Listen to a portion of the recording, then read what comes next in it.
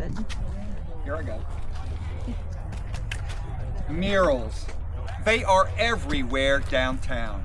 Why, I even painted a few myself during my time in the great Crescent City of New Orleans. And I am thrilled that my retirement community that I've chosen has chosen to have murals talk about and display the Biloxi's history of our fair city. Even though the mural is the start of my demise. I'm so sorry I started at the end. Let me begin at the beginning. My name is Dr. William Woodward. I was born in Seekonk, Massachusetts in 1859. When I was 17 years old, I attended the 1876 Centennial Exposition in Philadelphia at the encouragement of a very talented uncle of mine.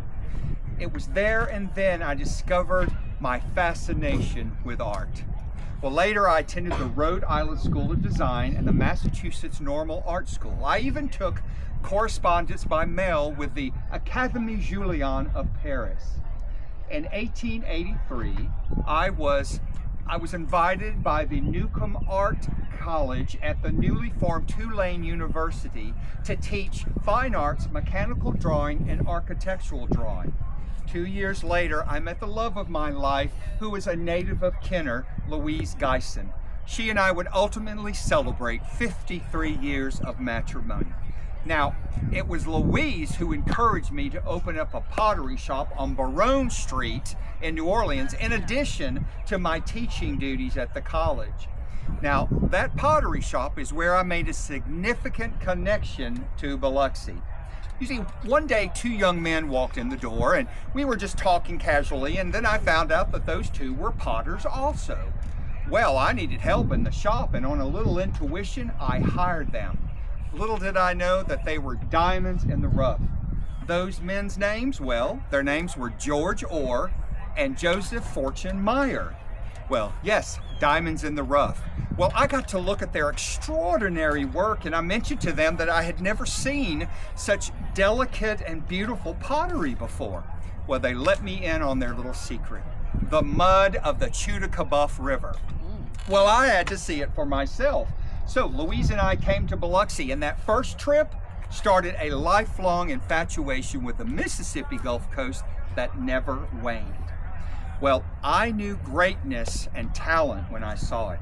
So I hired both young men to be instructors of ceramic and pottery at the Newcomb Art College in New Orleans.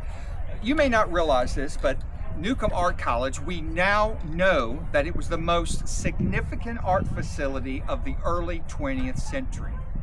Well, Joseph Meyer taught for many, many years at the college, and George Orr taught for 2 years, and then returning to Biloxi to open up his now famous pottery shop on the corner of Howard Avenue and Delaunay Street. Now, if I'm not mistaken, Delaunay Street has been renamed the G.E. Orr Street in honor of the Mad Potter of Biloxi.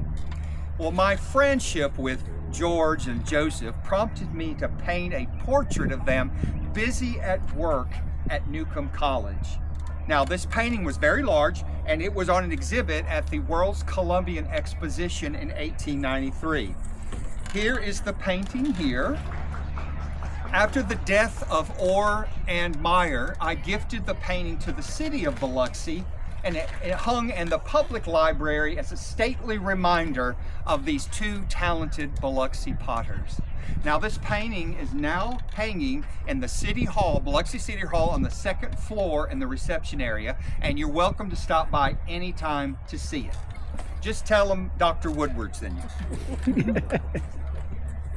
I retired after 50 years, and my tenure was lauded by those I most respected. I was even given the title of Professor Emeritus. Now, before I retired, I was hired by the United Fruit Company to paint a very large mural in their New Orleans office, a rotunda. Well, unfortunately, I fell off the scaffolding and suffered a permanent spinal injury.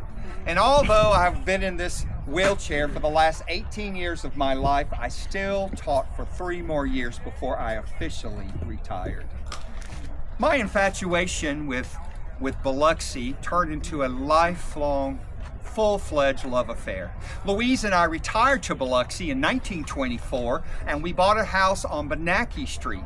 Now, Benackie Avenue. Now, the famous Avenue of the Oaks was a subject of many of my etchings. Very many of my etchings. And then later we built a house on Kensington in the Oak Grove neighborhood. And I also started the first artists association in Biloxi. During those last years of my life, I was still painting.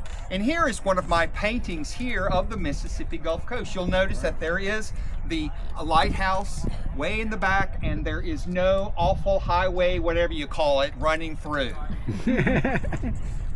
My obituary called me the father of art in New Orleans. It also called me a multi-talented man, a teacher, etcher, preservationist, potter, and architect.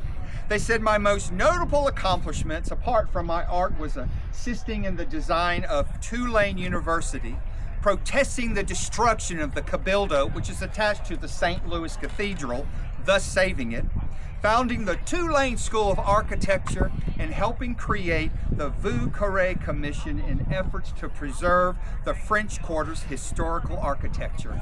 And that commission to this day is still very active. Now, although I am here next to my friend George Orr and right around the corner from the grave of Joseph Meyer, my dear Louise and I are laid to rest up the road at Southern Memorial Cemetery. Thank you for stopping by. Thank you. Thank you, sir. Yes, sir.